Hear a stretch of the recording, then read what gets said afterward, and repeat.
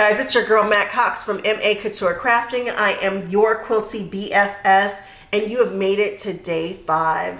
Today we're talking all about machines that would make great gifts for the holiday season, for yourself, for your significant others, for whomever, your friends. Check out these machines. Now, I know that machines are a big deal and people have specific brands that they want to work with, so on and so forth. But honestly, I'm just going to tell you what machine I would buy at what level. So to start off, if you were looking for a child's machine, I feel like kids know the difference between real and fake, and you might as well just get them a real machine. I would not suggest a toy. I would just suggest one of these. I like the price points, I like the colors, I like the features. It's not a super duper crazy machine, and you cannot adjust the speed on them outside of your pedal. But they have about 15 different stitches in them. They're absolutely gorgeous. They have another couple of prints and colors that I don't have displayed back here. But I think it's a solid machine. It will stitch really well. And this is also a great machine for any adults who are traveling. It's lightweight. It's great to take to retreats and to classes, which is where I was first introduced to this machine. There was a woman in a wheelchair who was able to put it in and out of her lap and move it around because it wasn't too heavy. This is not a super heavy duty machine, but it's a nice machine. It will sew well, you'll get the gist of things, and I think it's a wonderful starter machine or a lovely machine to take to classes. So yeah, that's the Janome home machine. You can get them for probably around between $120 and about $160. I think that's a great price point to start with. Next, let's talk about the very first machine that I got, which was the Singer Quantum Stylus. I loved that machine. I wore that machine out. Actually, I didn't. It's still running fine, but I just used it so much. It's the machine that I first fell in love with quilting on, and I put that machine through everything. I quilted very, very large quilts in that tiny bitty throat space. I was making it work. I think that machine can handle just about anything. As I started to progress, I noticed that I wanted to start being able to do bags, and I wanted to be able to stitch a little faster and a little more precise, but that's all on me. The machine did exactly what it needed to do, and I rode that wheel for a couple of years before I jumped into the machine that I'm going to talk about next. If you are looking for a machine, and I think I spent at the time about $400, I think, on that machine, about $350, $400, which was my entry machine, and I feel like that was money well spent. I'm sure inflation has it up just a little bit. When I was looking at it, it was on sale for about $5, but if you guys just keep looking around for deals this holiday season, you'll probably get it closer to about $350, $400. A great starter machine. I don't even remember who I bought it from. I think I just ordered it online and it got lost in the mail and it showed up in the end of December, but that's my story. No worries. That's a great machine though. I like it. I think it is suitable. I think I like it for the price point. I don't know that there's another machine that can really outperform it at that price point for me. My next machine would be, the next one that I stepped into, which was the HD9. HD9 is made by Janome. Janome is a company that has actually made several different companies. So they don't just make for Janome. They actually did a machine for Gardena.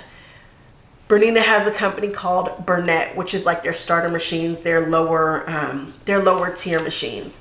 This is a straight stitch only machine. If I were buying a straight stitch only, I would buy the Burnett version of my machine.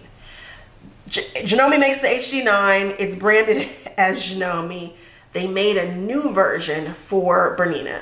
I think that is the better version. I can tell the difference. People say, well, what's the difference? It is smoother. It is quieter. The cut switch doesn't sound like a bomb went off. It's different and it looks sleeker. It's just got a more updated look to it. If I were buying that machine today, it would absolutely be that one. I already have 2 HD9s. I love my machine. I can't ever picture getting rid of this. But if I were getting in today, I wouldn't suggest this machine because it is not the newest model. I think the newer model is better. Now, if you'd want to cut back a little bit on price, because I think the newer model might cost a couple hundred more than this machine, then this machine right here, the HD9, is going to be your jam. I know that Jukis are more popular as in regards to just having a straight stitch. You're gonna see them at all the retreats. All the girls are gonna be cute with their little Jukis and all that. And hey, I'm here for it because that's a nice machine. I've sewn on it. I was given one. I played with it, but I did not keep it because the HG9 is where it's at for me. It is stronger, it is faster, and that's what I want from a straight stitch machine. I want to be flying through my strip piecing and my piecing in general, and then I want it to be strong enough to go through all of my bags. And I have not had anything that I can get underneath the foot that didn't sew. This machine is a beast. So again, the Burnett version, Burnett 08, it's just a better version in my opinion.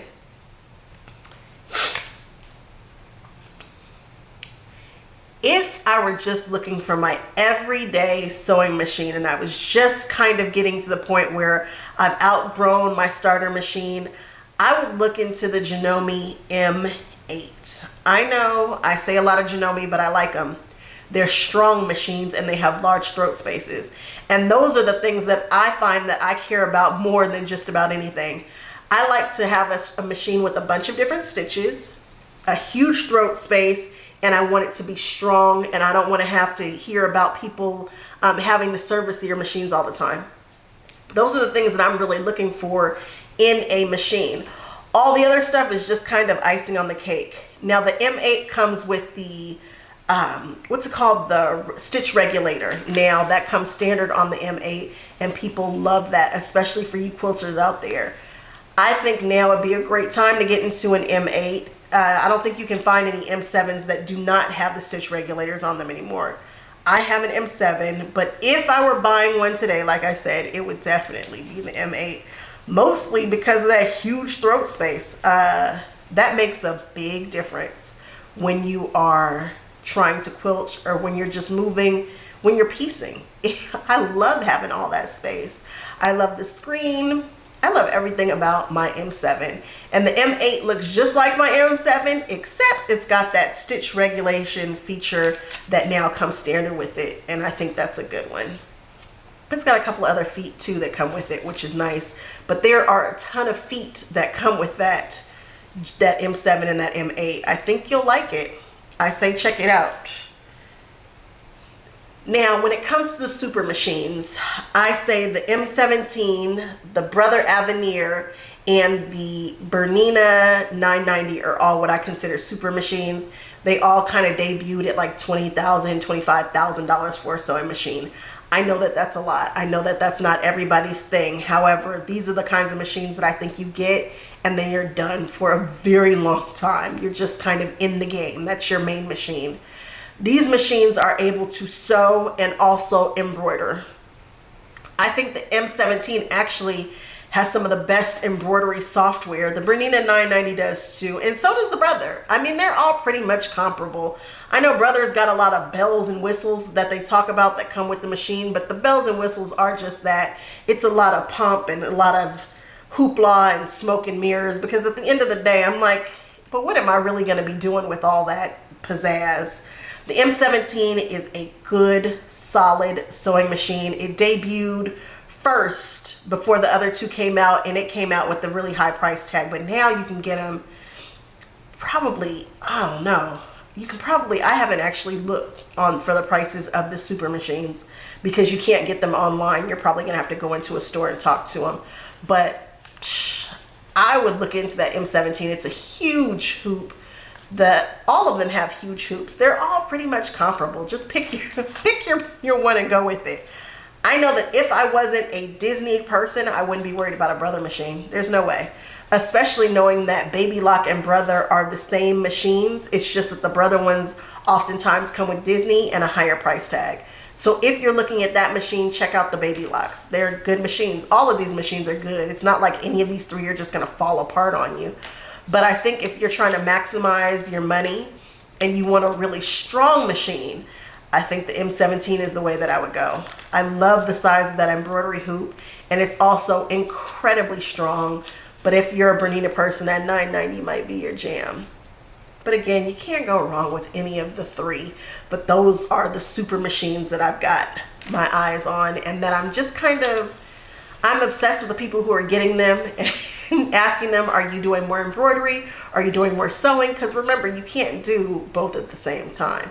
And once you're stitching out something embroidery, it takes a while. It's not super fast, but if you're an embroiderer, like that's your thing, that hoop size would be the biggest thing for me, because all of the software is going to be okay.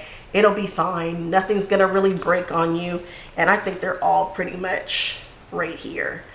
But if I had to choose one, I would maximize my dollar and grab that Janome. I'm already in the Janome system and I know how strong those machines are. And that's really important to me because I like to throw in, you know, some crazy stuff here and there.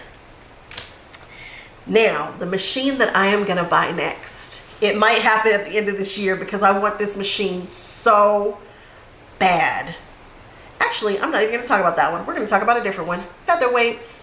Featherweight is a great gift. I've seen them anywhere from $500–600 all the way to a couple of $1,000s.